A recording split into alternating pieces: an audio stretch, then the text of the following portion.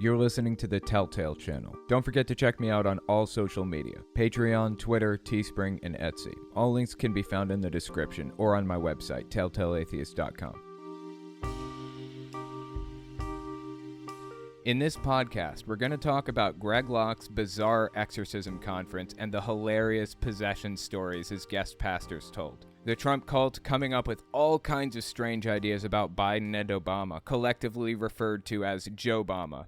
County Clerk Tina Peters getting arrested for passing voter data to Mike Lindell and then getting sued by Dominion. We also take voicemails. If you want to leave a voicemail, the number is 1-800-701-8573. If you want to send an email instead, the email address is telltalemailbag@gmail.com. Guy from Illinois. I find it interesting and disgusting how many on the right and the Christian nationalists, they accuse teachers, people getting teachers, as infiltrating and indoctrinating kids and grooming them. But meanwhile, they ignore the fact of how many right-wing and thugs and gang members and members of the militia groups are in law enforcement. But that's okay. We back to blue where we criticize the teachers. It's just disgusting. And that right wing is the ones that are going to be coming out of the woodwork, coming up underneath their rocks to cause violence, start shooting people.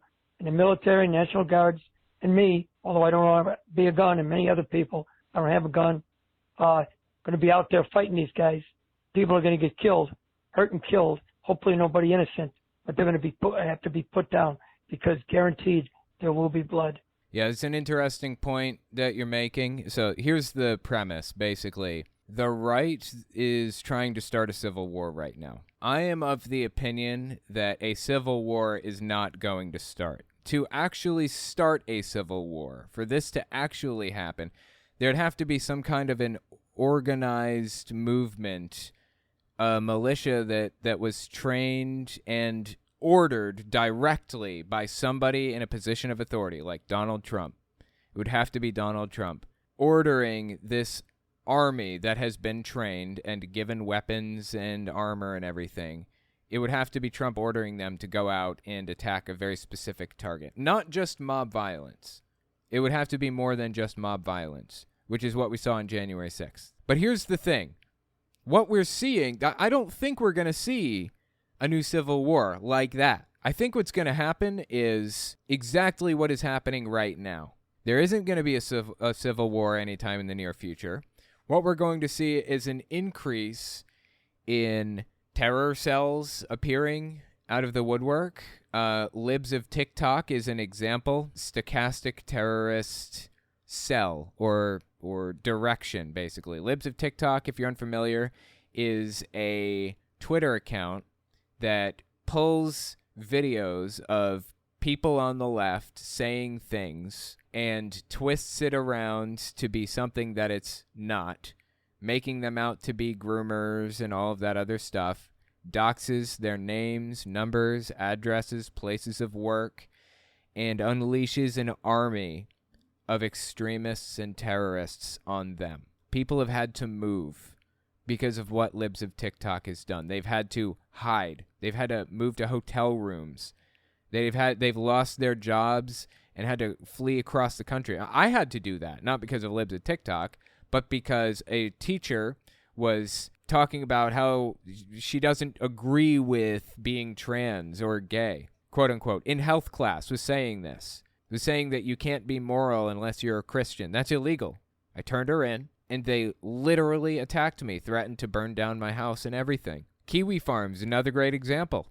A website that only exists to gather people into a group and attack other people, to terrorize them, to stalk them, to dox them, to harass them. That is the only point of its existence. That is what it is all about. And they're doing it under the guise of, oh, haha, these people are so ridiculous, it's funny to watch.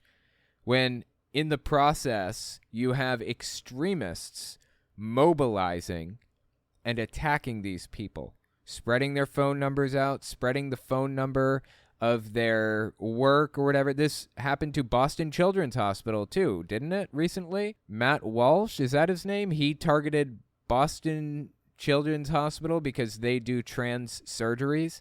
Not on children, just trans surgeries on people that are over 18 years old. But Matt Walsh and others claimed that Boston Children's Hospital does the surgeries on children, though they don't. And there was real terrorist action being taken against them. They were being targeted by terrorists, Christian nationalist terrorists, because they became the focus of Matt Walsh, of Libs of TikTok, of Kiwi Farms, of all of these other groups. So what we're going to see, and what we're seeing now, is these groups, Kiwi Farms and others, mobilizing terrorist cells against individuals that they don't like. I think over the next few years, we're not going to see a civil war. We're going to see an increase in that. No blood is being spilled except for the blood of the innocents. There is no, I mean, if the military would stand up and defend people like that, that'd be great.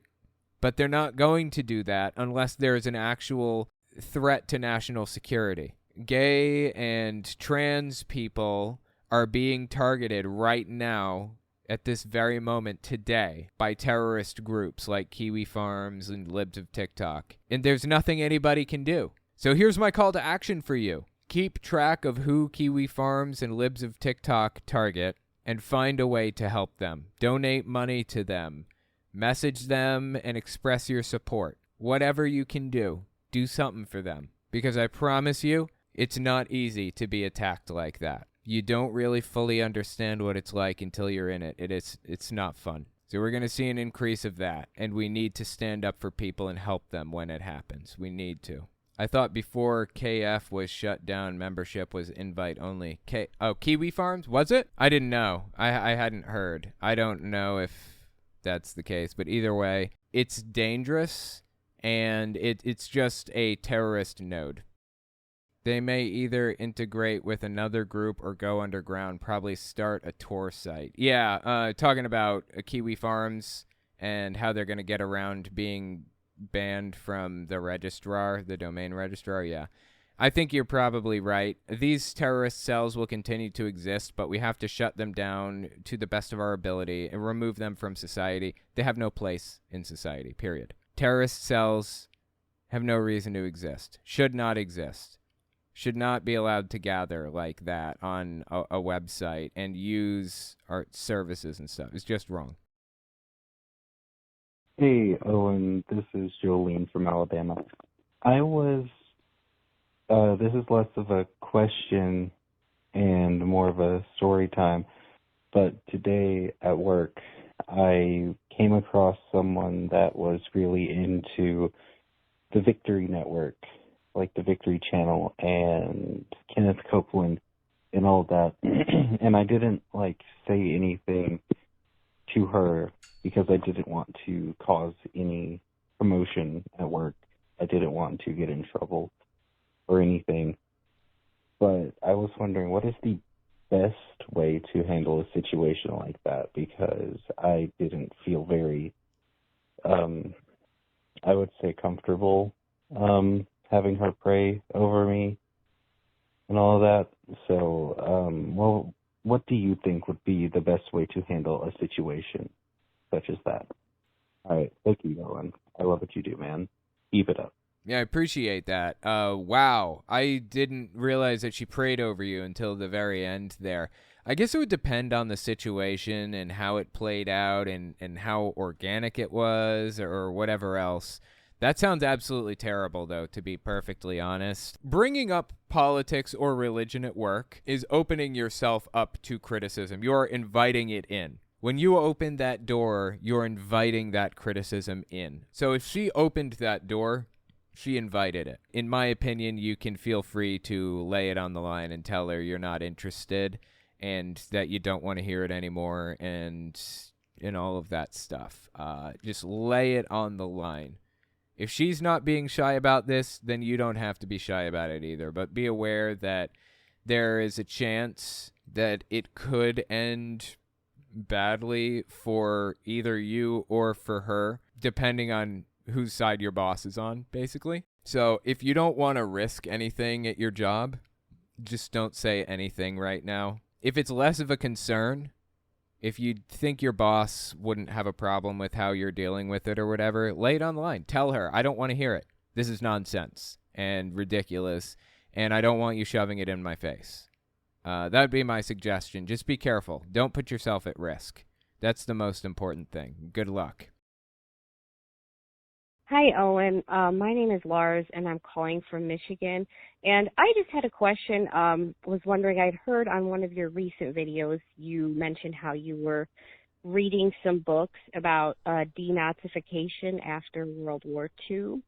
And I wanted to know if you could list some of those books, because I'm very curious to read them, especially if there are any of them that you would recommend the most, or any of your other favorite books in general. Yeah, I can do that. I was just pulling my phone up. Thank you for the voicemail. Let me just take a look here, see what I've got.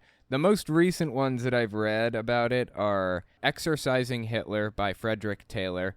I'm not as much of a fan of that one. I feel like it didn't really stick to the point that I was looking for, but it was okay. Ordinary Men by Christopher Browning was really interesting. It was very much about how people got from A to B. How did we get from a situation where they're just a normal populace and all of a sudden, seemingly overnight, really over the course of 10, 20 years, like half the population was radicalized and ready to attack? Like, how did we get to that point as a society? It's nuts. A really interesting story. Influence by Robert Cialdini. I haven't read that one recently, but it's really good too. Oh my God, is that good.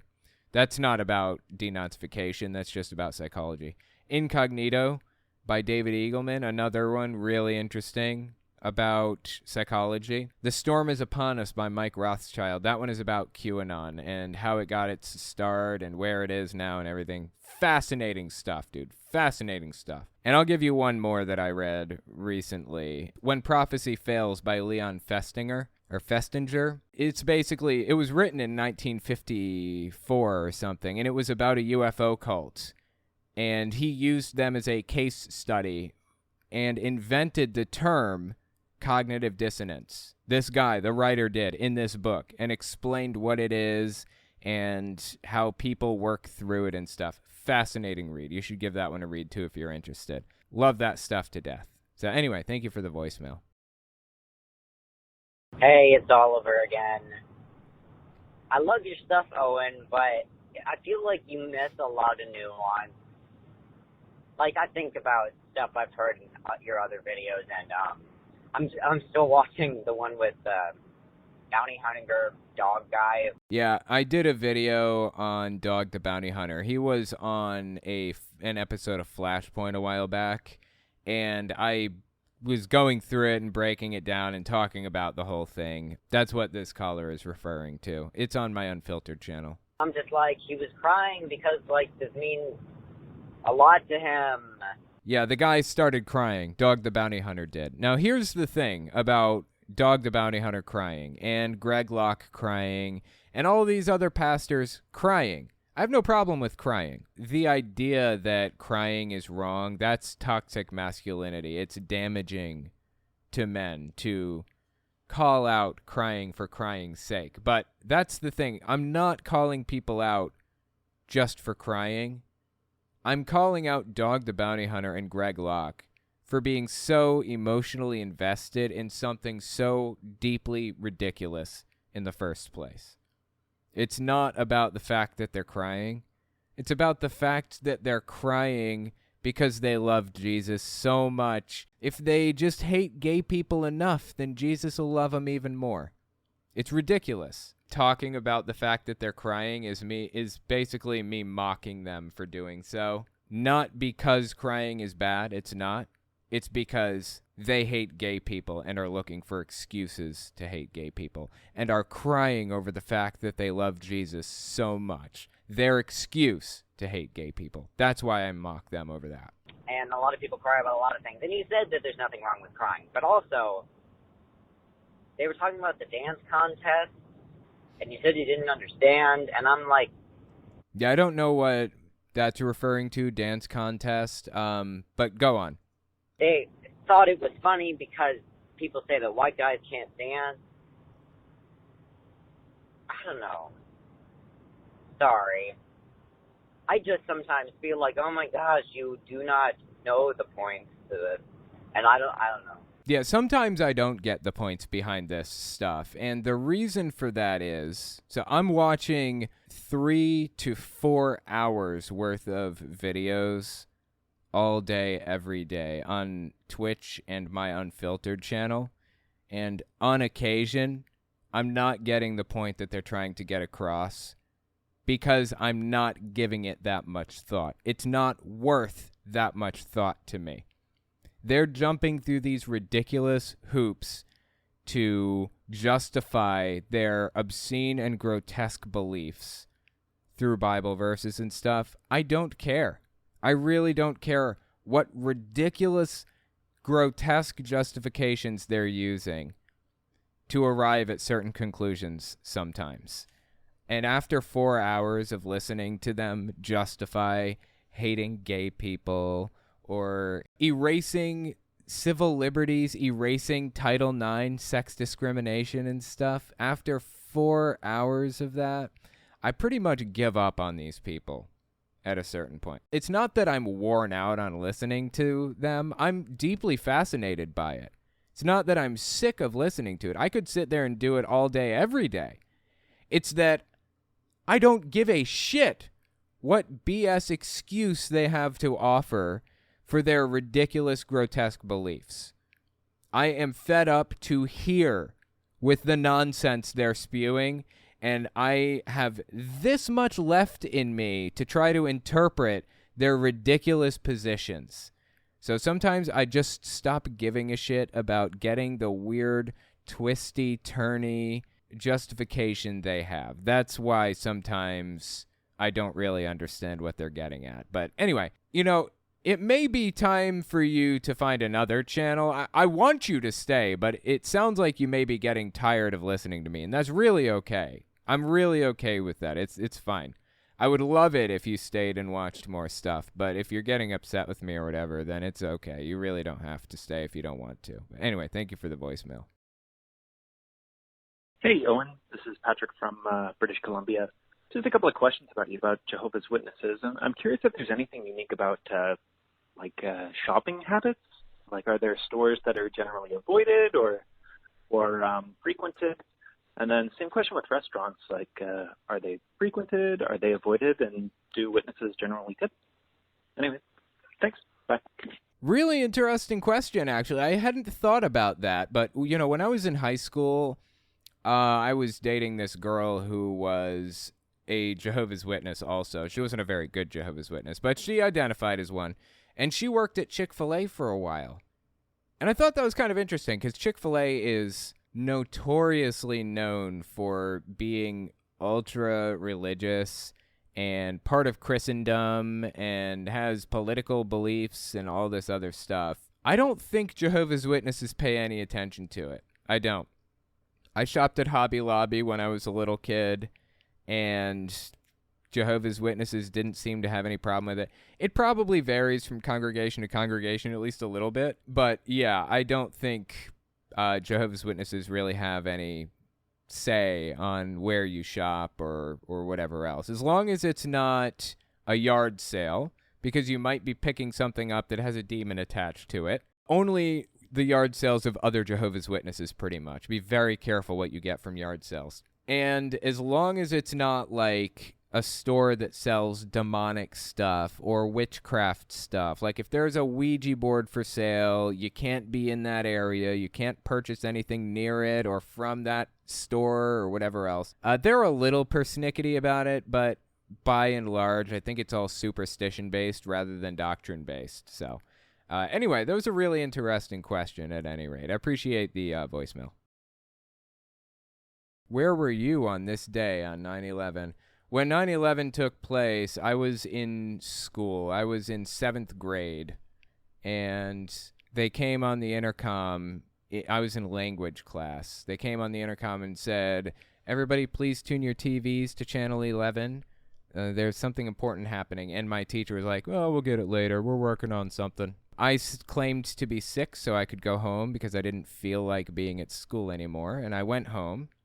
And when I got home, I was on my way to the parking lot to be picked up by my mom. And some kid was like, "Did you hear about the planes? It's World War III or something." So I get in the car and I go home and I'm eating ramen noodles and I'm watching the TV, and then boom, I think another plane ran into the building on TV there. Maybe it wasn't live that I saw, but I was watching it. I was watching the whole thing play out. It's crazy. I wasn't allowed to be politically involved. I wasn't allowed to pay any attention to it or anything. So people talk about the unity in America on 9/12. They don't miss 9/11, but they do miss 9/12 and how unified we were. I didn't have that experience because I was a Jehovah's Witness. I wasn't allowed to be politically involved at all. I have no idea what that unity felt like. The U.S. is more divided now than it's ever been in history, just about. I've never experienced the unity that came along with being, it came along with having that experience with the rest of the country. Unfortunately, I remember playing with Legos in first grade when it happened. I had built 2 Lego towers and broke them down, then heard what happened and freaked out. Oh, wow, that's crazy, man. I was 7 and they made all us 7-year-olds watch it at school too. Pretty insane. Yeah, 7th grade, so I was 11 maybe, 12? I'm not sure how old I was. Next, we're going to talk about Greg Locke's bizarre exorcism conference and the hilarious possession stories his guest pastors told. Give us 30 seconds, and we'll be right back. You're listening to the Telltale channel. If you like what I do and you want to see me continue to do it, check out my Patreon. You can also check out my Telltale Unfiltered channel, Twitter, and Teespring. All links can be found in the description.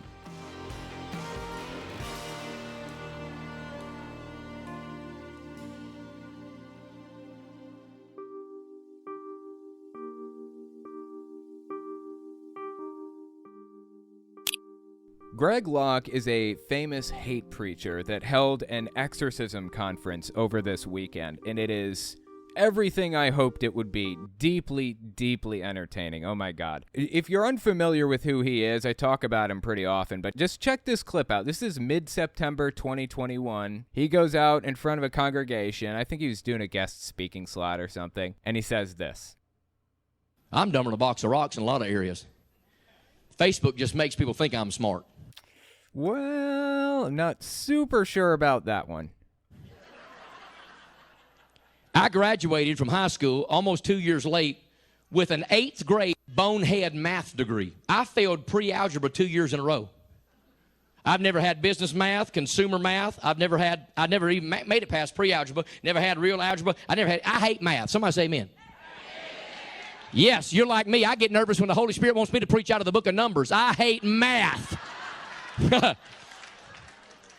It's nonsense. No, Greg, it is the exact opposite of nonsense, actually. See, this is the thing about Greg Locke. He's extremely charismatic and entertaining, and people love listening to the guy. But he's a hate preacher. He does nothing but misquote and misread the Bible and find verses in it as justifications to hate other people. That's what he's all about. That's what he's always been about. So when he came out and did an exorcism conference recently, I was expecting the worst, and I got it. It was simply bizarre. Simply bizarre, some of the stuff that they said. He has had it out with a few pastors, some big names, so he himself is pretty famous, right? He has had the opportunity, at the very least, to work with the likes of Kenneth Copeland and Joel Osteen and all kinds of other people, but he's actually come out and accused them of various things with no evidence, and really burned those bridges as hard as he could. I'll be the last person to defend these people, but he's made a lot of questionable claims about them that don't stand up to scrutiny, honestly. So anyway, he invited a bunch of pastors to this exorcism conference where he's going to teach pastors to do exorcisms, demon exorcisms, and he's going to exorcise demons from the crowd, okay? And these pastors up here on stage, they're doing a Q&A type of thing up here. And oh my God, you wouldn't believe some of the weird stuff they were asked and some of the weird answers they gave. Oh my God. Let's set the tone. I'm just going to show you this clip. This is from a pastor. I forget the guy's name. He's the guy in white here. And he's giving us his opinion on medicine and whether or not children should be taking medicine. they're putting these children on these drugs at 7, 8 years old, 9 years old. And one of the things that people don't realize is that schools get paid for every child they put on Ritalin and things. So they actually become drug dealers. Wow. So schools are incentivized to put children on drugs, quote unquote. I don't think that's even true, that they get money for putting kids on drugs. I think it's like, at best, I don't know if this is true or not, but at the very best, they just receive subsidies for kids who need medication, who are like in special ed or something, so that they can afford, the school can afford to fund special ed classes or alternative ed classes or whatever else. I don't even know if that's the case. I'm just trying to be as charitable as possible. But did you notice what he said? He conflated illicit substances with legal, safe medications. They're the same in his mind. And the reason that they're the same in his mind is because he thinks that medication is just a portal through which demons can possess you. Specifically, if you take medicine, any medicine at all, you're possessed by the demon called pharmakia. Seriously, and you need to be exorcised of that demon. I'm not joking. So that's the caliber of person that we're dealing with right now. Yeah. And then Greg Locke reaffirms what he said there. Yeah, that's the truth, huh? No, it's not actually. Get that live feed cut tonight, amen. Start exposing them plans.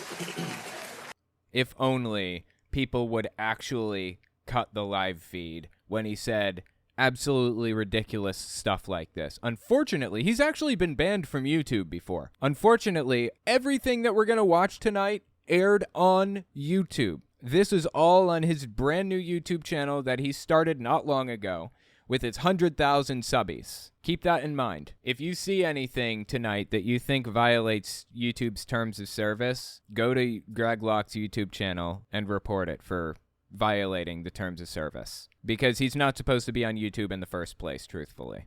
Anyway, so that's the type of thing that we got to hear at this exorcism conference, right? But here's the thing about an exorcism conference. Exorcisms aren't even real, all right? Demons are not real. And at best, if they are real, they're not going around harassing people and stalking them and, getting into their lives and their business and everything. This isn't happening. And even if it were, the Bible doesn't describe anything about the process of exorcism or how to tell if somebody is possessed, or it doesn't go into the type of detail that Greg Locke and these other pastors go into. They are fabricating most of the stuff that they said at this 3-day conference right off the top of their heads. They are just making it up. So let's listen to Greg Locke just make stuff up whole cloth about exorcisms. Can doing deliverance on an older person or a deathly sick person kill them? Honestly, is deliverance ever unsafe? That's a really interesting question, and there's an objective answer to that question, so let's find it. This one's brand new, May 18th, 2022. Relatives charged in exorcism death of 3-year-old girl. The child died from asphyxiation at a Pentecostal church in San Jose, California, as her mother, uncle, and grandfather tried to expel what they believed was an evil spirit, the authorities said. There are actually a billion examples of these stories of people dying through exorcisms. Or supposed exorcisms. Demons aren't real. Exorcism is not real. This whole thing is fabricated, and these people are dying for no reason. Straight up, no reason. Exorcism is dangerous because the people who are doing it believe that they have the power of God in their hands and the protection of God, and they're doing the right thing and everything else, and they take no care for the safety of the people around them because they think they're anointed by God to do this. So let's listen to this pastor's answer to the question, is exorcism ever dangerous? This pastor here who's about to give us the answer, his name's Daniel Adams.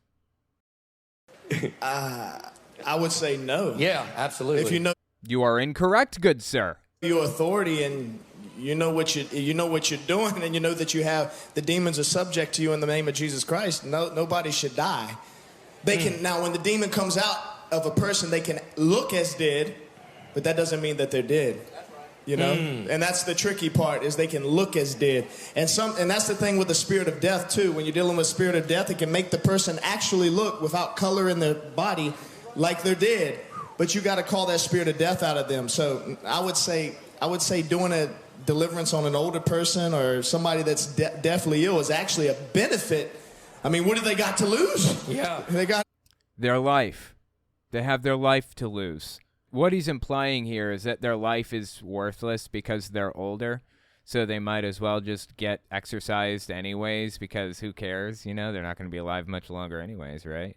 Wrong. Every life matters. Every moment matters. This is coming from the All Lives Matter crowd. Remember, what happened to that?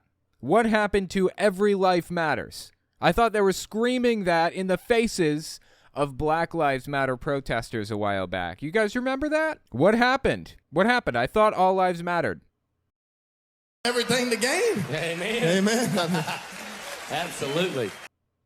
Just absolutely evil, dude. It's just disgusting. Simply disgusting. Now, there are some funny parts to this conference. Hilarious parts, actually, and we're about to get to that in just a second. But before we get there, I want to show you some of the darker parts. Okay, so there was that part, and then immediately after that question was asked, there's another question asked, which is, should you exorcise demons from people who have Alzheimer's disease? Now, bear with me through this, because after this one, he has a simply bizarre story about witches astral projecting over a crowd, and it gets weird. Really, really weird.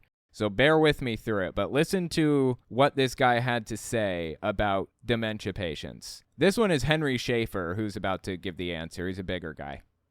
What if somebody in your family is, if they have dementia, if they're losing their mind, is it still, can you go through deliverance? And they were asking that question, and so I thought, let's answer it. Well, it's amazing that you would ask that question to me. That one's Henry Schaefer.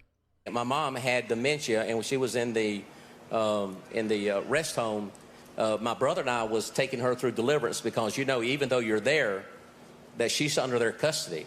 So it was at her birthday. And so they were doing all this birthday singing and everything. My brother and I were taking my mom through deliverance because she has dementia. You got to realize we were just learning deliverance. So I got in her ear while they're...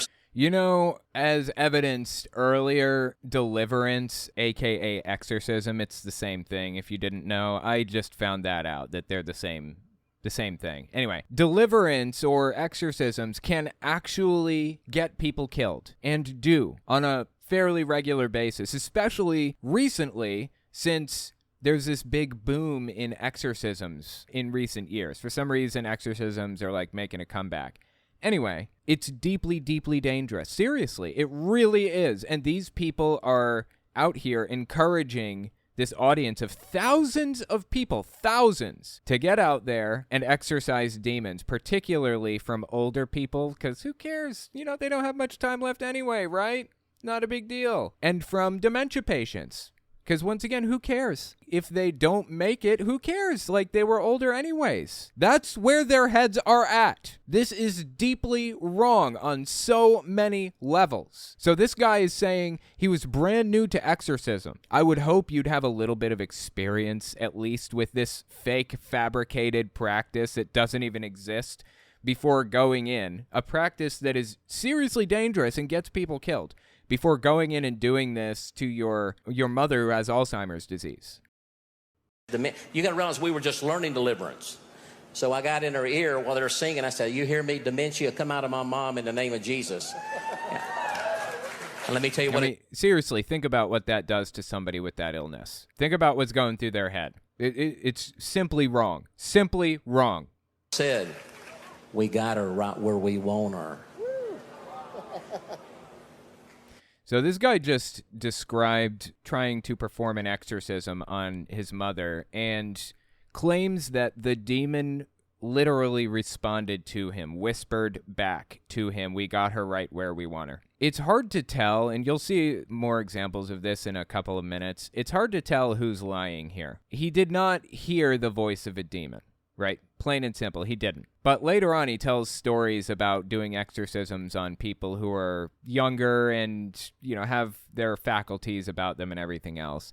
And I can't tell if it's him lying or if he's being trolled. I can't figure it out. Like, somewhere along the line, somebody is not being truthful here, right? But which person isn't being truthful? This right here, what he just did, this is a prime example of him flat out lying. The story that he told is simply not true. Maybe he believes that he heard the voice or something, but that's oddly specific. We've got her right where we want her. People don't just hear that. I guess that voice could pop in their head, their inner monologue or something, but I don't know.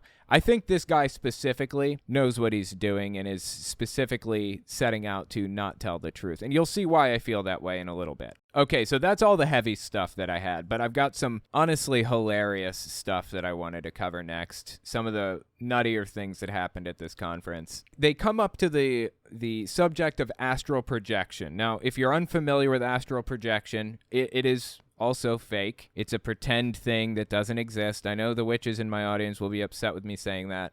It's just what it is. Astral projection is the idea that you can leave your body with your mind, and your mind can roam around the earth or whatever, getting into shenaniganery of all types of things. You know, you can do whatever you want. Like, you can sneak into people's homes and listen to conversations or whatever with your mind. Leave your body, and your mind will enter people's homes and hear this thing or that thing. That's what astral projection is, if you're unfamiliar. So let's listen to Greg Locke starting them off with the subject of astral projection. Here's where it starts to get really weird.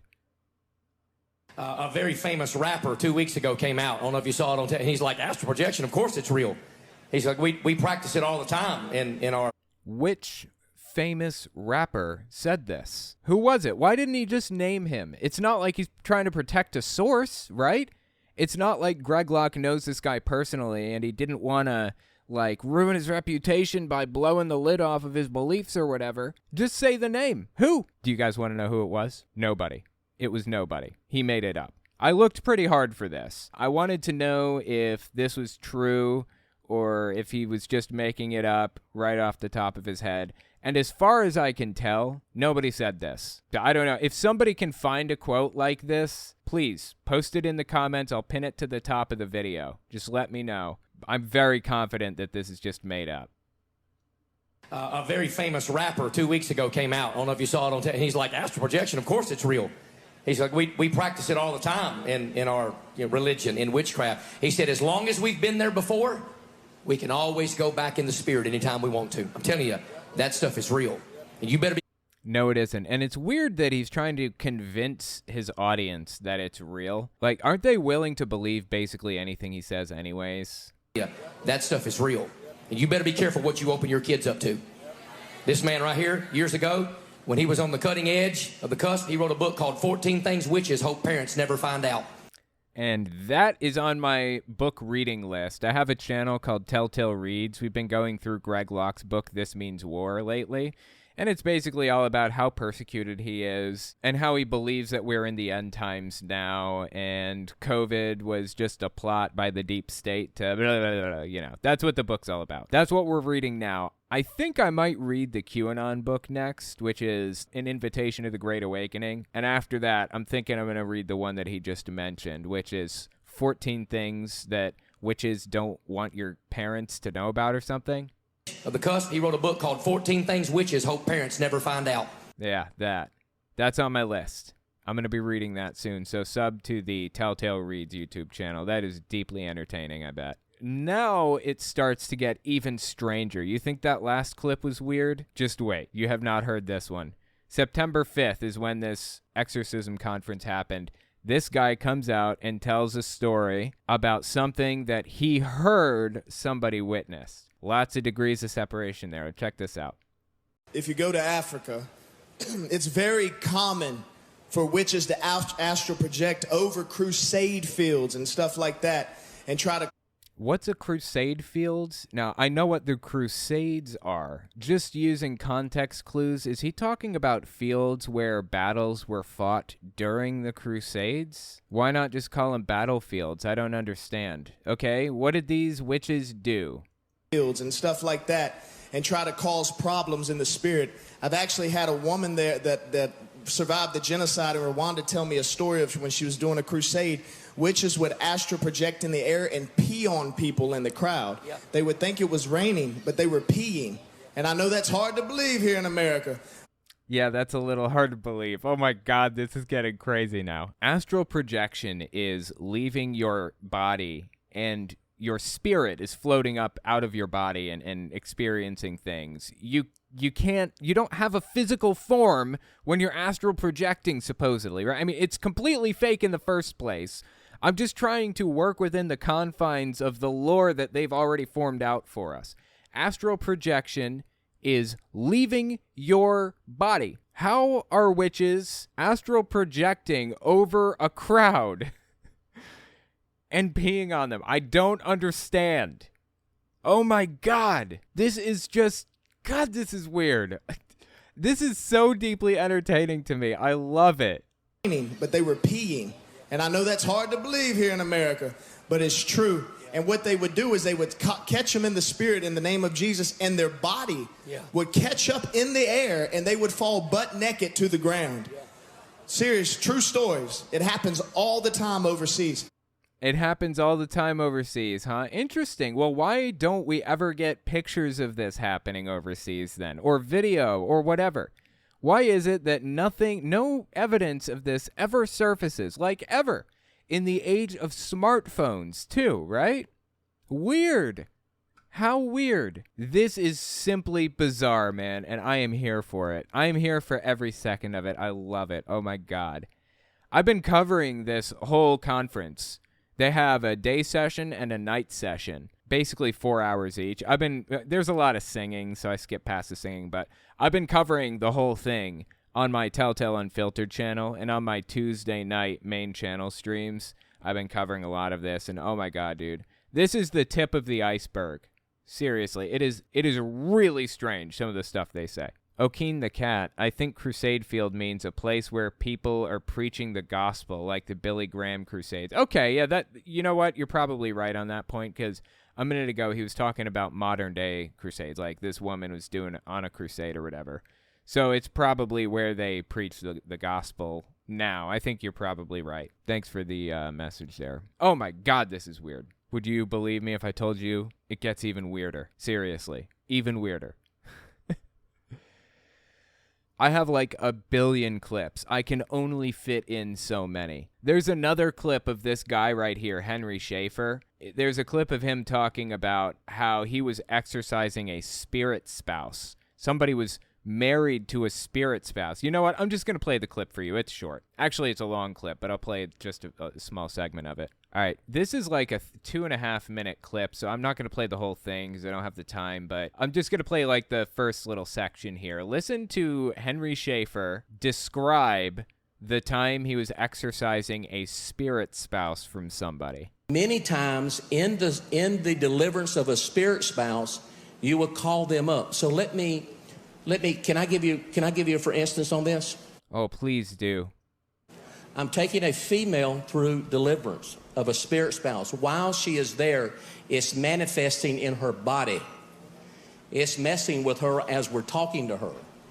And I called the spirit spouse up. I said, give me your name. I want your name. Tell me your name. And it takes a piece of paper and writes on a piece of paper, S-P-I-C-E. What does that say? Spice. I took my computer and I turned around and I said, the definition for spice, salt, pepper. You know what the next definition down is? Plural for spouse. No, it is not. I want to be as charitable as humanly possible to these people. I really do. So I Googled this upside down, backwards, and forwards to see if there's some context in which spice can be the plural version of spouse, and it simply isn't. The plural of spouse is spouses. It's spouses. It's not spice. He just made this up. Now, that's not the only thing I think he made up. Did he also make up the interaction with this woman in the first place? Did he make up this claim about the demon writing the name Spice or whatever on a piece of paper? I don't know. I want to be as charitable as possible, but he is making it so difficult. This guy is something else, dude. Listen to this one. This is just a few minutes before the clip that we just watched. He's talking about astral projection again. Listen to this. People take that and they're actually travel. Now, our government uses that so that they can go into, I'm not talking about remote viewing, I'm talking about actually going into people's homes or Russia or the Kremlin and things like they know how to do this. And they put themselves under hypnosis or they're under some kind of pharmakia, some drug, that they actually lie there and they actually come out of their body, but they're connected to that silver cord. Yeah, so earlier he talked about a silver cord from Ezekiel or something. It's all completely made up. He is making every bit of this up. In that mention of pharmakia earlier, he believes that there's a demon named pharmakia whose sole goal in life is to get you addicted to medicine. Blood pressure medicine, ADHD medicine, anything. Anything at all. It is all intended to get you taking medicine. And he's saying the government has mastered astral projection. I mean, really, think this through with me for a second. If the government used astral projection, any government at all, it would be impossible to keep any secrets. State secrets wouldn't exist because you could just travel anywhere at any time for any reason whatsoever. Just go somewhere and look at papers and listen to conversations or whatever. Seriously, astral projection is fake and the government isn't harnessing it to gain state secrets or whatever. Where is this guy's head? This is nuts. That they actually lie there and they actually come out of their body, but they're connected to that silver cord. And it can stretch and it goes. And as long as that silver cord is connected to them while they're out there, they are okay. But what happens... Completely making this up. There's no basis for any of these beliefs or ideas or anything at all. It's just fabricated right off the top of his head. ...is that people get used to doing this in witchcraft and pulling them out of their body. And some people, they'll get right up out of their body, even with in a hospital and things like that, but they're connected to it. When a demon gets you into wanting to do that and travel out, many times as it's stretched, people come back and demons are hacking at that silver cord, trying to sever that cord. With what? Do they have hatchets in the spirit realm? I mean, really, elaborate on this for me. Tell me how this works. Why can't they just sever it with their teeth? Why can't they just sever it with their arm or their leg or their whatever? Why can't they just twist it and break it or whatever else? Don't they have spirit weapons? This is all made up right off the top of his head, and he's trying to make himself sound credible by expanding on it. This is also the root of the propaganda method called the big lie. The more detail you add to a story, the more believable it is. And the more believable you are. This guy is trying to give himself credibility by expanding on this in a ridiculous way. Expanding on an idea that is made up in the first place and adding more and more and more detail to it that's just adding to the nonsense. Sever that cord before you can get back, because if you do, then you are in a lost state while you're there, and of course you pass to be to the other side. So if a demon succeeds in cutting the silver cord that tethers you to the real world while you're astral projecting, then you pass on to the other side, I guess, you die. It's all made up, and it's absolutely insane. From top to bottom, every bit of this conference was absolutely nutty. Really. Oh my God, was it strange. Once again, if you want to see the whole conference, or most of it anyways, I've been going through it on my Telltale Unfiltered channel, so check it out. It's absolutely insane. So here's my question. Who's making this up? Who's making it up? We just heard multiple people describe exorcisms that they experienced, that they took part in or whatever, right? Who's making it up? Is it the pastors that are doing the exorcisms that's making it up? Or is it the people who are having the exorcisms performed on them? Somebody's trolling somewhere along the way. Somebody is not being truthful. Somebody is embellishing and just making this up. Who is it? Is it Henry Schaefer? Is it Daniel Adams? Is it Greg Locke? Is it the pastors? Or is it the congregants? In my opinion, I try really hard not to assume anything of anybody because I don't feel like it's fair to make any unfounded assumptions. I want evidence before I believe anything ever. But I feel like the fact that they are blatantly lying about hearing demons' voices and stuff is enough evidence for me to say that they're just making it up. If you disagree with me, let me know in the comments or on Twitter at Telltale Atheist. Next, we're going to talk about the Trump cult coming up with all kinds of strange ideas about Biden and Obama, collectively referred to as Joe-Obama. Give us 30 seconds, and we'll be right back. You're listening to the Telltale channel. If you like what I do and you want to see me continue to do it, check out my Patreon. You can also check out my Telltale Unfiltered channel, Twitter, and Teespring. All links can be found in the description.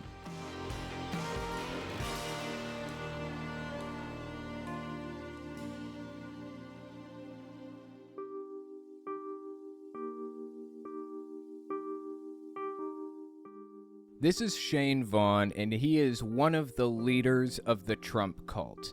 I would say he's at the top right alongside Johnny Enlow. We'll probably talk about him a little bit later, too. But let me draw out their ideology for you. The ideology of the Trump cult. It's like a mix of Christianity and Republicanism, some weird mixture of it. Let him explain it for you. He said this early November 2021. Check it out. And he wrote down, we are going, he wrote a course, to New Israel, New Israel, New Israel. He's describing like founding fathers or pilgrims or whoever else coming over to the U.S. And when they came off the ship, they didn't plant an American flag. They planted the Christian flag. On the soil they dedicated. George Washington.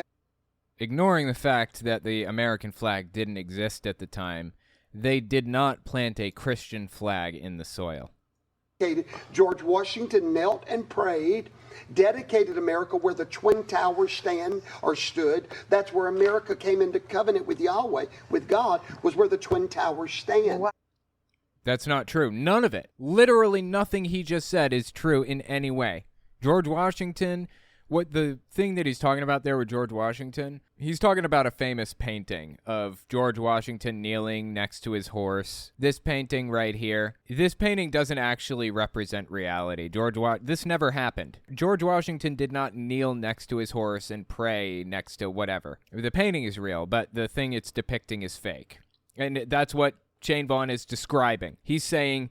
This painting is a painting of George Washington bringing America into covenant with Yahweh. After Jesus bebopped along, Yahweh broke covenant with Israel and formed a new covenant with America when George Washington knelt in front of whatever and said this prayer. Completely made up. Completely made up. Right off the top of the dude's head. Nothing about this is real. But that is the Trump cult. That's the Trump cult belief. They need America to be in a new covenant with Yahweh. Because if America isn't in a new covenant with Yahweh, then Donald Trump can't be the new Messiah. And they do believe him to be the new Messiah. We'll get there in a second. Keep listening to what he has to say here.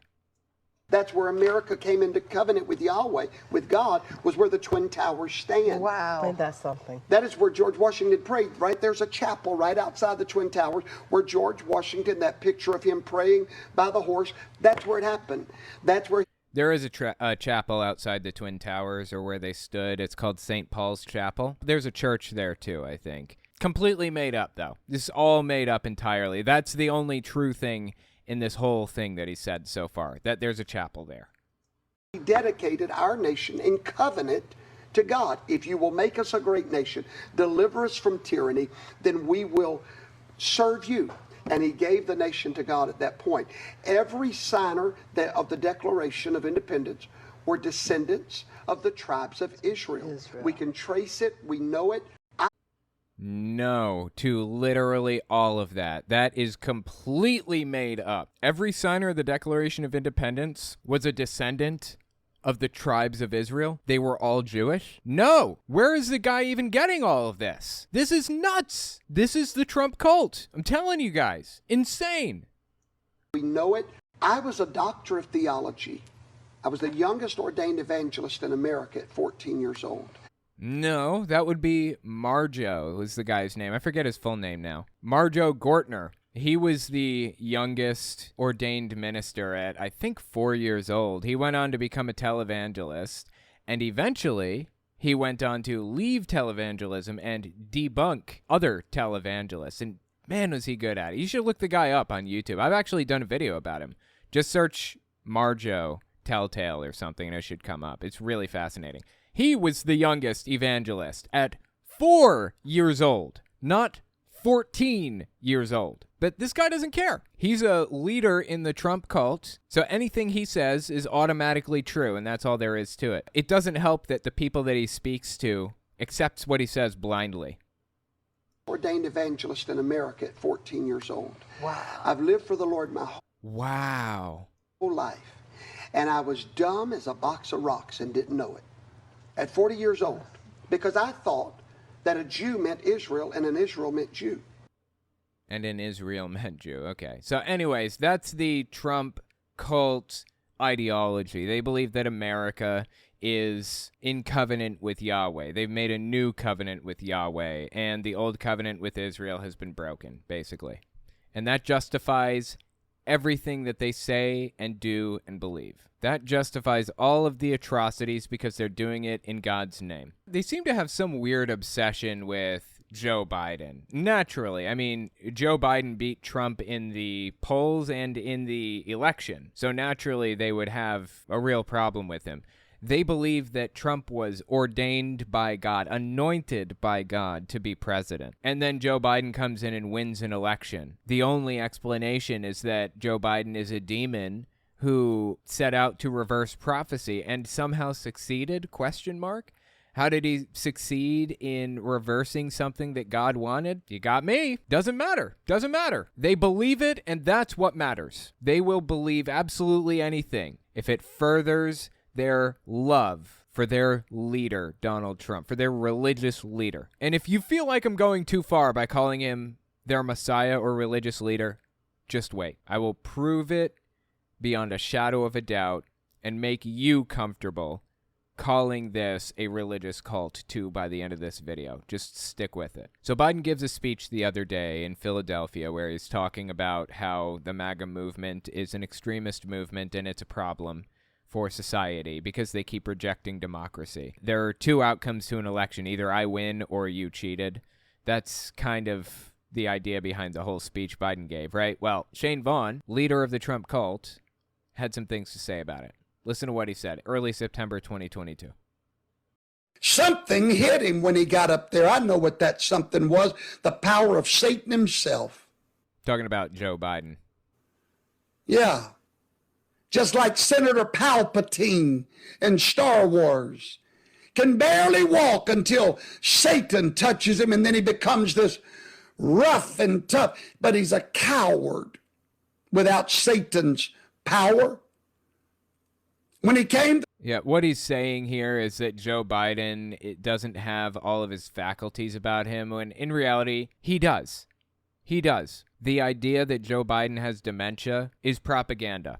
There's no basis for it. Joe Biden has a stutter. He has since he was a little child, and they use that as an example of him having trouble with words and fumbling over his sentences and everything else. The guy doesn't have dementia. There is no reason to believe that he does, except for the heavily edited clips that imply that he does. For example, a while back, there's a clip that came out. I don't have it on me right now, but there's a clip of Joe Biden meeting the Pope. He walks up to the Pope and says, "You are a famous African-American baseball player." And then it cuts away. That didn't happen. You know what actually happened? Joe Biden walked up to the Pope and said, "There was a famous African-American baseball player." Then pauses for a second to wait for his translator to come up because the Pope doesn't speak English very well. When the translator appeared, Joe Biden continued to tell a story about this famous African-American baseball player who broke through barriers and overcame segregation and all of this other stuff.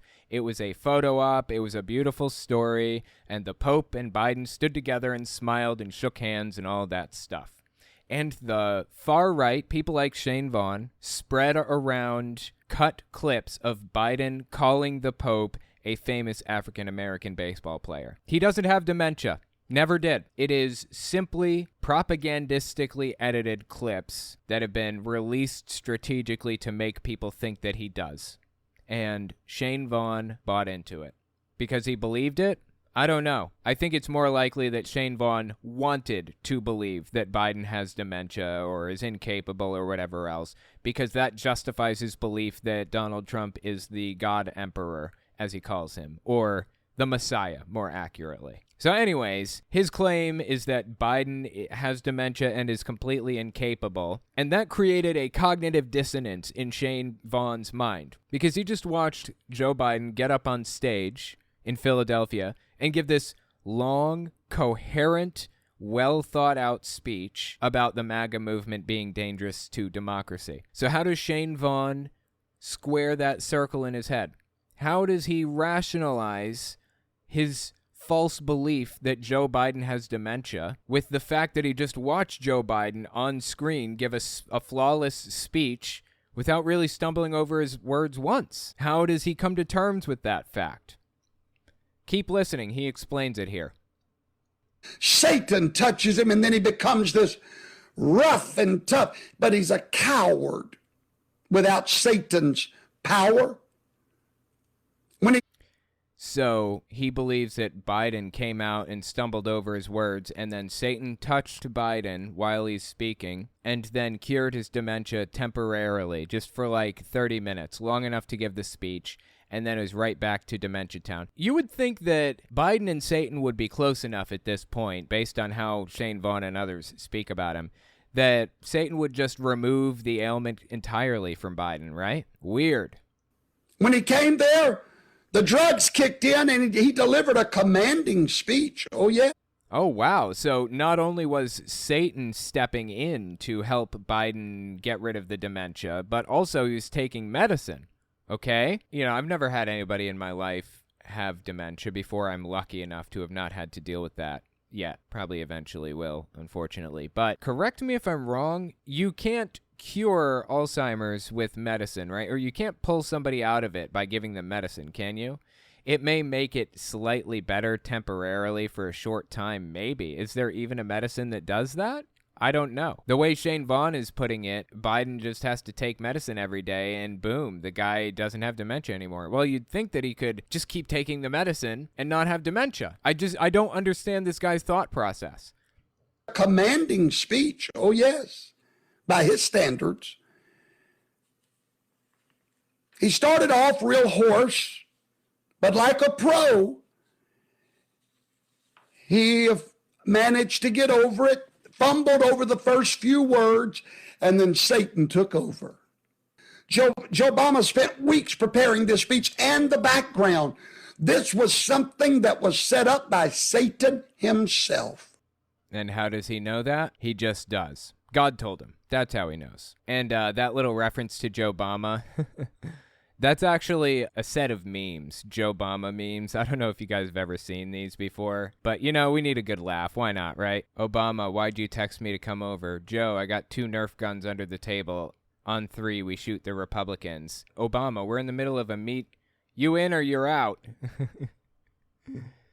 Obama, Joe, did you get rid of all the candy bars? Biden, I didn't want him to be reminded of his time at the Wonka factory. Talking about Trump, I assume. Some of these are really old. This is like when Trump was just elected and trying to take over office or whatever. Biden, why are we running? Obama, Joe, you can't just let hamsters loose in the White House. Biden, but I gave him name tags that say Donald's hair. Obama, we have to find him. You know, some of them are pretty funny. Biden, Barack, we have to run. Obama, where are we going? Biden, we have to hide. They can't make us leave if they can't find us. You know, some of them are really good. I like it. I like a lot of it. But anyway, that's what Joe Obama is. Joe Obama memes. They're hilarious, honestly. You guys should just go through Pinterest and look at some of them. But anyway, I guess this guy was referring to Joe Obama in the sense that Obama is running everything for Biden. No basis in reality. No reason to believe any of that, but whatever. Okay, now here's where it gets real. You remember earlier I told you I would justify me saying that to Shane Vaughn, Donald Trump is the new Messiah? This is where that justification comes in. Listen to this, mid-August 2022. What is the prophetic seal that Yahweh placed upon Donald Trump and upon his true people? The prophetic seal God placed on Donald Trump. is supernatural prosperity and blessings. That's the prophetic seal. The ring of God, when he touches your life, there will be unparalleled blessings that will come into your life that you didn't ask for, you didn't create. You're just anointed for that season, and the evidence of it is on the prosperity of the nation and the people. Donald Trump carries the prophetic seal of the calling of God. He is Joseph. If you are anointed by Yahweh for a specific plan and purpose, you are a Messiah. There you go. Shane Vaughn, in clear, direct terms, telling us that Donald Trump is a Messiah. He is a Messiah anointed by Yahweh. Dude's not little. He's not a tiny little guy. He's a televangelist, and a famous one. He's not a nobody. Yeshua was the Messiah of mankind, but Donald Trump is the Messiah of America.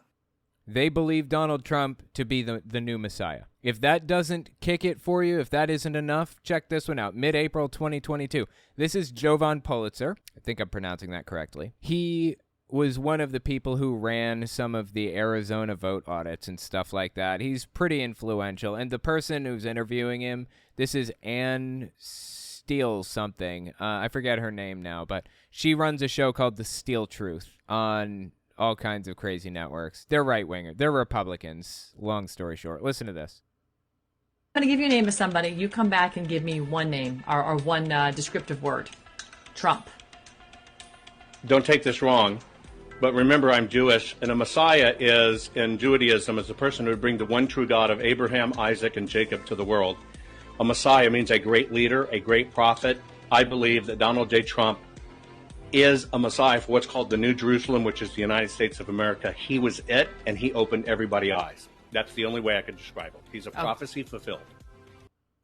They believe Donald Trump to be the Messiah. Seriously. They believe that America was brought into a new covenant with Yahweh. The old covenant with Israel was broken for one reason or another. And Donald Trump is the Messiah to New Israel, a.k.a. America. That's not all Shane Vaughn focuses on. The dude has made Donald Trump's enemies his enemies. Listen to this one, early August 2022. This is Shane Vaughn doubling, tripling, quadrupling down on his belief that Donald Trump is the new Messiah and should be worshipped as such and followed and emulated in every way.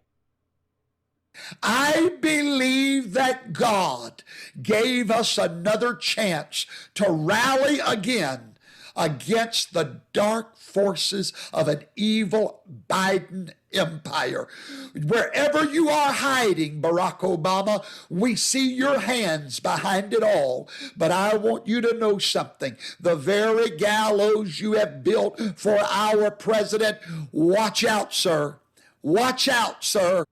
I think the guy believes that Trump is the Messiah, the new Messiah, and Obama is the Antichrist. It's hard to know. I know that most televangelists tend to think Obama is at least influential in the sphere, and we're in the end times now, and the Antichrist is already on the scene.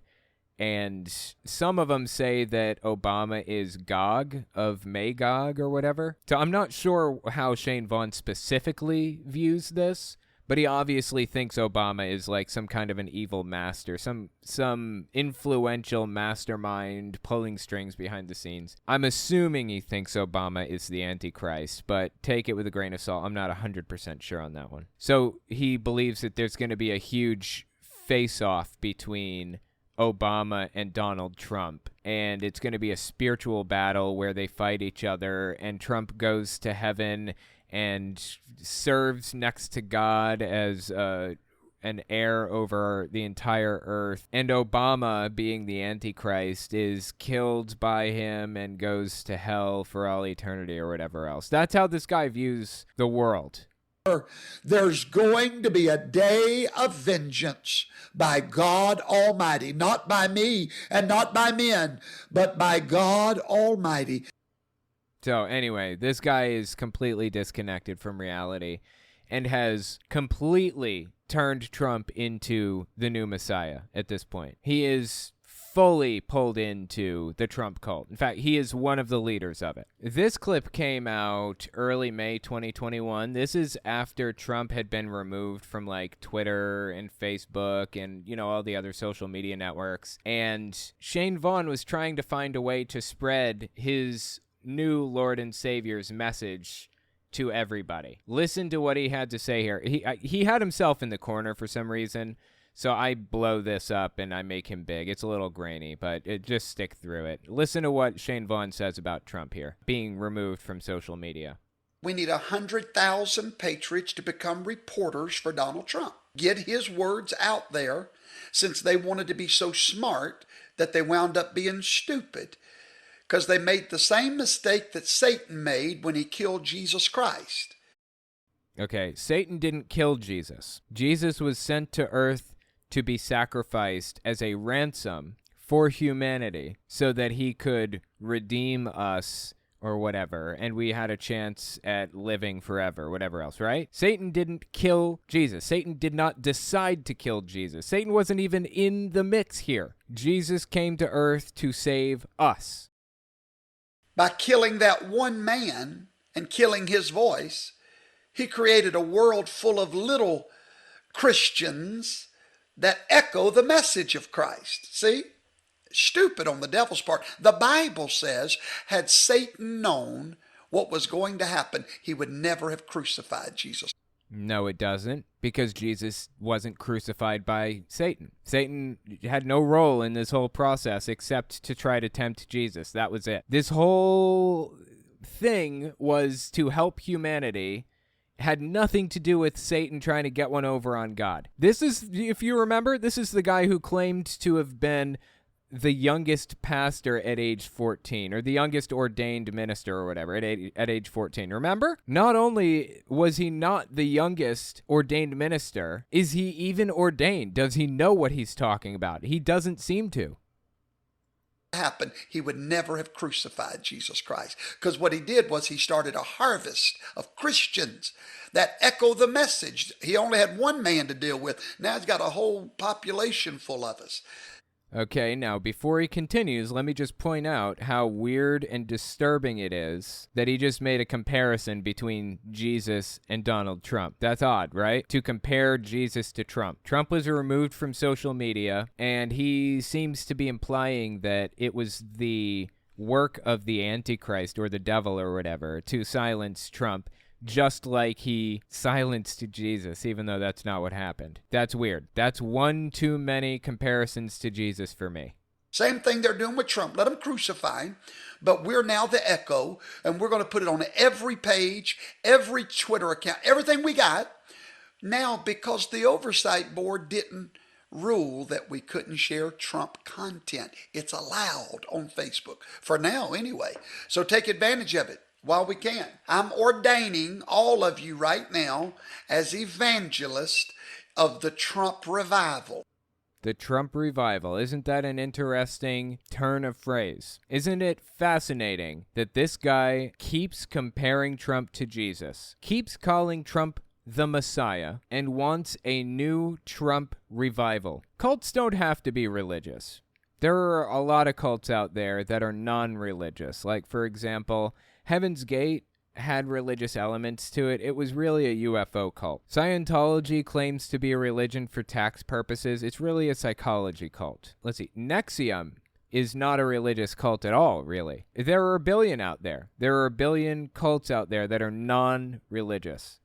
Don't have to be religious to be a cult. This one is. The Trump cult is not only a cult in itself, but also it's a religious movement. They believe Trump to be the new Messiah now. And I'm absolutely fascinated to see where this goes, but I am deeply disturbed at the same time. How are these people going to react when Trump dies? I mean, the dude is 79, 78 or something like that, right? He can't possibly have longer than 15, 20 years under his belt, can he? I mean, how old would Trump be in 15 years? How old is he now? Trump is 76 right now, okay? So in 15 years, Trump's going to be 91 years old. In 20 years, he's going to be 96. What are they going to do when he dies? What are they going to believe when this happens? How are their beliefs about Trump going to change when that takes place? Is he going to be a new martyr? I mean, they obviously believe him to be a messiah. Is this religion going to persist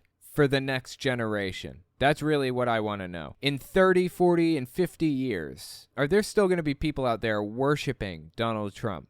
Like full-blown worshiping the guy, viewing him as a messiah, as Shane Vaughn does right now. God, everything in me wants to know right now how they're going to view Donald Trump in 50 years. Hopefully I'll be around to find out. Let me know what you think in the comments or on Twitter at @TelltaleAtheist. Next, we're going to talk about County Clerk Tina Peters getting arrested for passing voter data to Mike Lindell and then getting sued by Dominion. Give us 30 seconds and we'll be right back. You're listening to the Telltale channel. If you like what I do and you want to see me continue to do it, check out my Patreon. You can also check out my Telltale Unfiltered channel, Twitter, and Teespring. All links can be found in the description.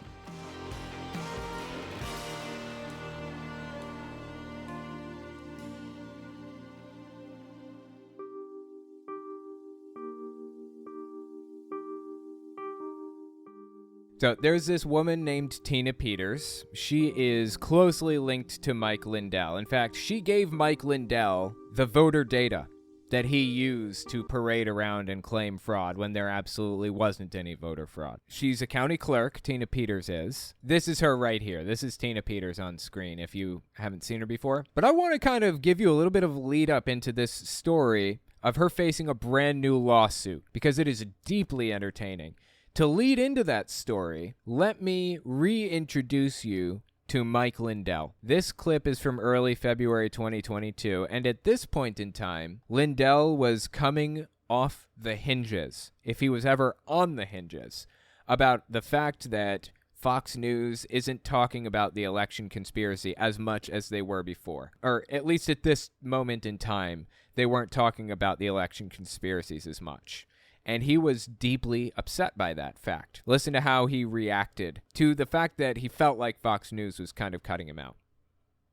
Trolls that are on my Facebook, and they go, there's no evidence, Mike, give it up. Just go over to Lindell TV and go to the Lindell TV 2, and you're going to see Garland on there pouring out the evidence from Georgia. For what it's worth, he does have a section, Lindell does, on his website of election fraud evidence. It's not evidence. It's press releases that Mike Lindell wrote and sent out to various different news stations about voter fraud, about, elections being stolen or ballot, whatever. No evidence actually presented. What he presents us is articles that he wrote about the idea that the election was stolen without backing any of that stuff up. So there isn't actually evidence. There's just claims that he made. That's it. And it won't be funny? Because then when Fox says we're all American, when Fox calls the United States of America, all the people liars, and our great president Donald Trump a liar, we say, well, Fox, here, why don't you run this tape on your show instead of Sean Hannity and run it and watch the stuff come out? Maybe we should get our cyber guys, Brandon, that looked at all the evidence to hook up our stream to Fox's. Like they all attack Lindell TV all the time. We can attack. Can you imagine? This is Sean Hannity. All of a sudden, breaking news right out of Georgia. We can't even put the evidence pouring in, Arizona, pouring in, Wisconsin. And Fox you'd have the Murdochs going, oh no, what are we going to do? The truth is out. We're the liars. This guy seems unhinged right now. This is normal, actually. I've watched speech after speech after speech from this dude where he stands up there and says and does the same stuff. This is not abnormal. It seems weird. It's really right in character. He is talking about hacking Fox News and laughing about the idea of it. running false information about how the election was supposedly stolen when it wasn't. Jesus Christ, dude. So as most people know about this guy, if you're watching this 5 years in the future and you're unfamiliar with the story, I'll just give you the basics of it.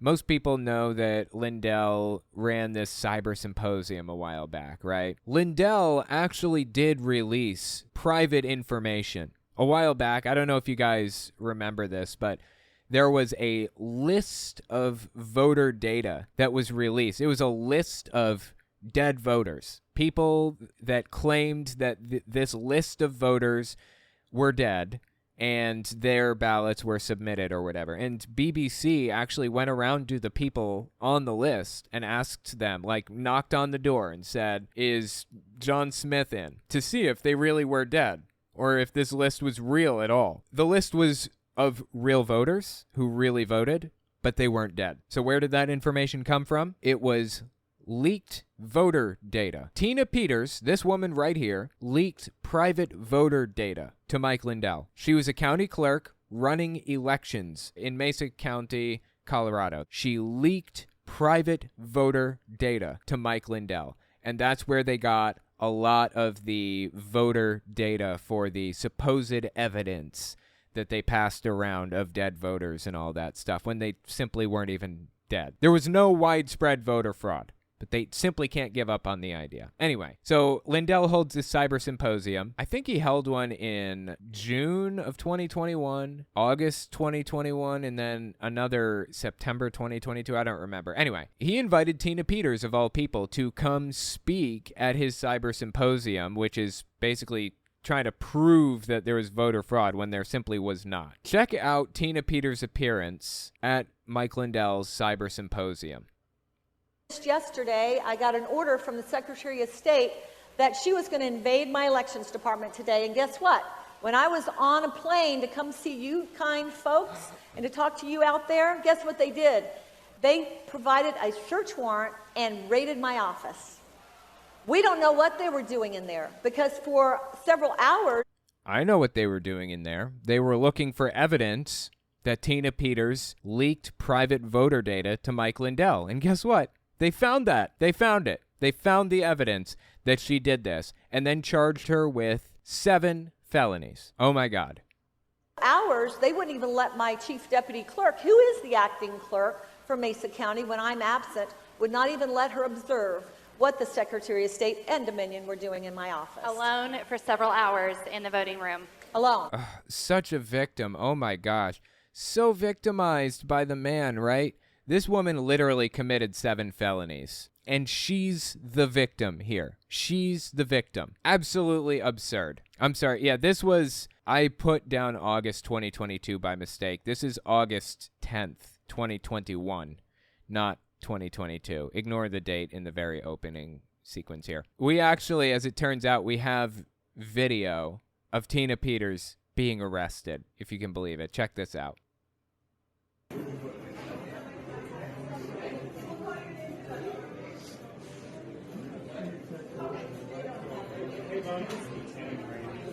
Let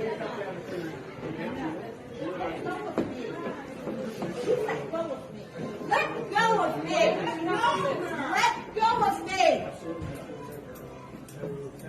Let go of me! Oh no! Let go of me! It hurts! Let go of me! Give me my teeth! Did you see that? She's kicking at them. Do you know what would have happened to her if she had been black? More than likely, they would have at least charged her with resisting arrest, bare minimum. One of the most privileged people in the country, with one of the most privileged positions. And she's kicking at the police as they're arresting her. And what do? They let her out on bail the very next day. We'll get there. Keep watching. Oh, stop it! Sorry. No, let go of me! Yes, you are, Caleb. Give me my key to my car. Give me my key to my car. Give me my key to my car. Give it to me. Give me my key.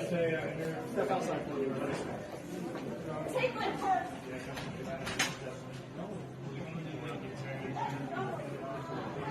I'm sorry, man. That's what she gets. I have absolutely zero sympathy whatsoever. Zero. She violated the private information of so many people by handing it over to Mike Lindell. She compromised the integrity of our elections. There is so much wrong with who she is and what she has done. It's disgusting. I can't even stand it. She deserved every bit of this. Every bit of it. The sad part about this situation is that everybody isn't treated with the level of dignity and respect that she was given by those police officers. If it had been anybody else, they would have thrown her on the ground and put her face on the concrete. They would have charged her with resisting arrest and obstruction of justice and any other thing they could have thrown at her. I've seen it happen a billion times. I have no sympathy. None. For this woman. So she goes on Steve Bannon's show to talk about how traumatized she was by that whole thing. Oh my gosh. So mistreated. Tina Peters, county clerk, committed 7 felonies and stole private voter data and leaked it to Mike Lindell. And she's the victim. She's mistreated. Listen to this. We're glad to have you on, not handcuffed, normally like you are. So Tina, tell our audience. Tell our audience what's the news. Unshackled Tina Peters, which they're going. This is only a few days later. I'm not sure exactly how many days. Maybe a night. I think she said she's only in there for one night. I'm not really sure, but it wasn't long enough. I can tell you that. I realized they made a mistake. That they should have never unshackled you, because now you're off the chain. Tell us what the news is, Tina. Oh my goodness. I'll tell you what, I still have the bruise. It's been almost a week. I still have the bruises on my arm where they manhandled me. And you mean where she struggled? It was her struggling. We saw what happened. Clear as day. We have video evidence of it. She was struggling and fighting and kicking at them. But, I still have the bruise. It's been almost a week. I still have the bruises on my arm where they manhandled me. And what I'm putting out there is Colorado needs a Secretary of State who will put people over political theater. That's right.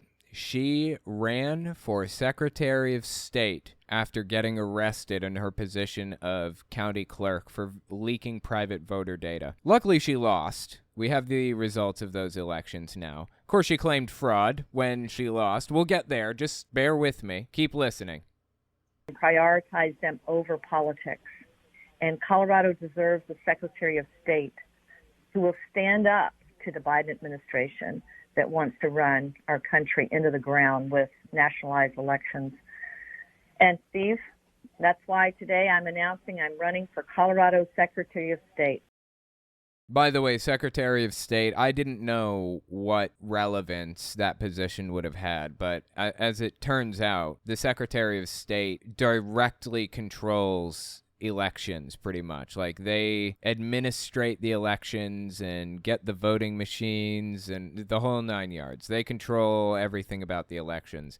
If she had actually successfully become Secretary of State, it would have been a real mess for Colorado, for the country. It would have been really, really bad. Mike Lindell actually sponsored her run for Secretary of State by donating $800,000 to her campaign or something like that, which is actually against the law, unless he's a close personal friend, which he admitted on camera he's not.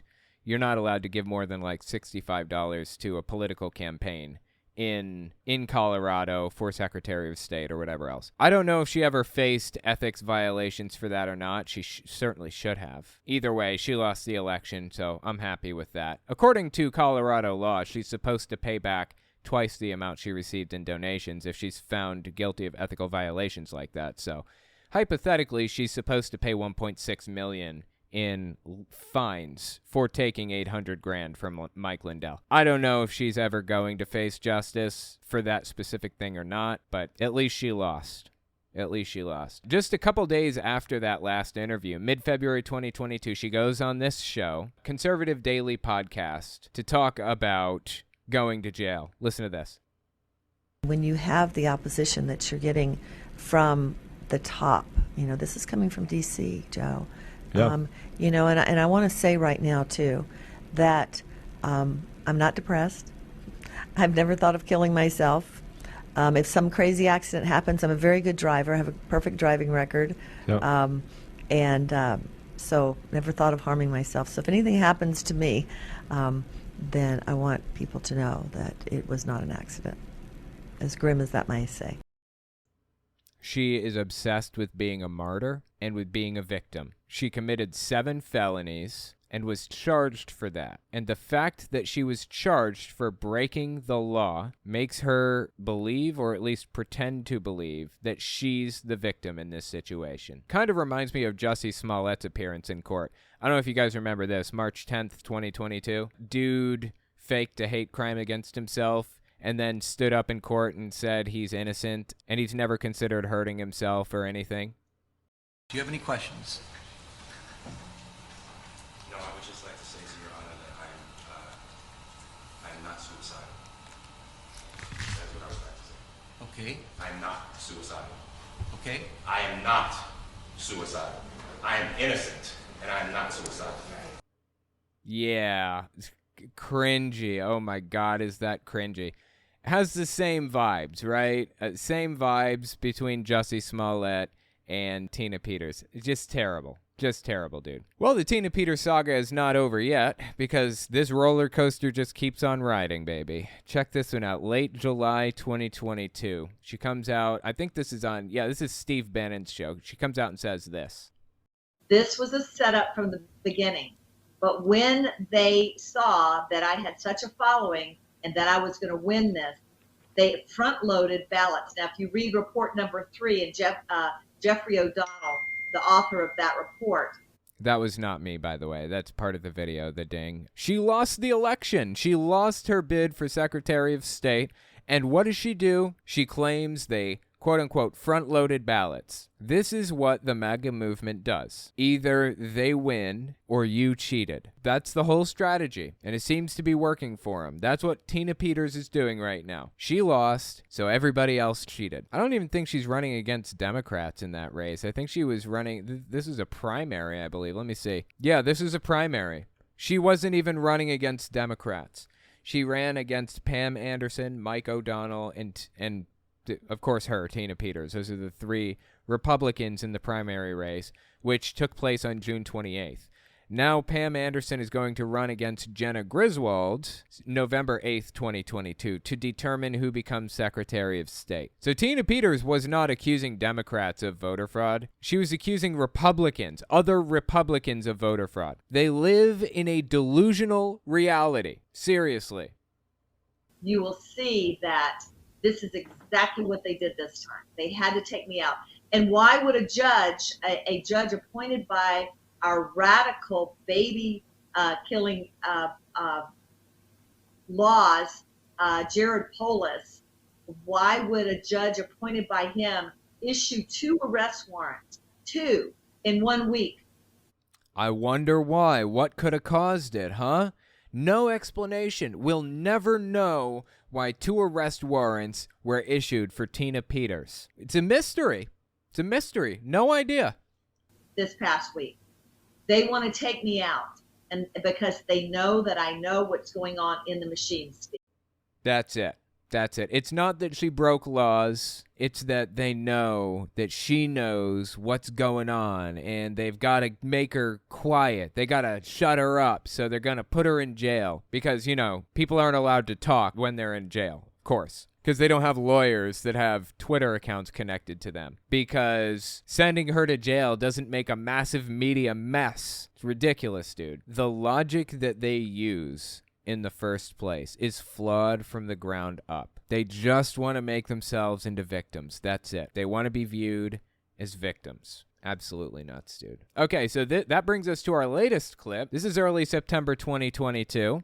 You'll never believe where she was. She just walked out of the courtroom where she was facing the charges. She was dealing with the charges that were brought against her, those felonies that she was given. And then this happens. Listen to this. Court today at 4 p.m. was my arraignment. So my arraignment for the indictment of 7 felonies and 3 misdemeanors. At that arraignment, I was served with, before I walked in, I was served with a